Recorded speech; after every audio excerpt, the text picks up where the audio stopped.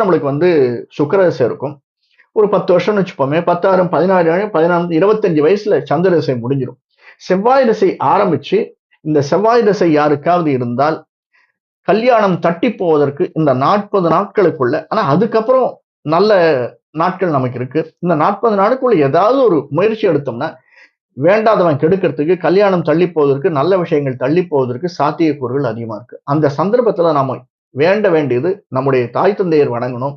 நமக்கு இஷ்ட தெய்வம் அல்லது குலதெய்வத்தை வணங்கணும். அதுதான் நமக்கு வரக்கூடிய இன்னல்களையும், தவிர்ப்புகளையும் நமக்காக்கிக் கொள்வதற்காக நல்லது நடக்கக்கூடியதாக. அந்த செவ்வாய் திசை 7 வருஷம் தான் இருக்கு. அதற்கடுத்து வரக்கூடிய ராகு திசை, குரு திசை. ஏன்னா குரு நமக்கு 2ல இருக்கிறவர். அதனால குரு திசையில் இருக்கக்கூடியவர்கள். ஆனா குரு வீட்ல அவர் 2ல தான் நமக்கு உட்கார்ந்து இருக்கார். நம்முடைய நல்ல அனுகூலங்கள் செய்யக்கூடியவர் தான் குரு. ஏன்னா நமக்கு என்ன சொன்னாலும்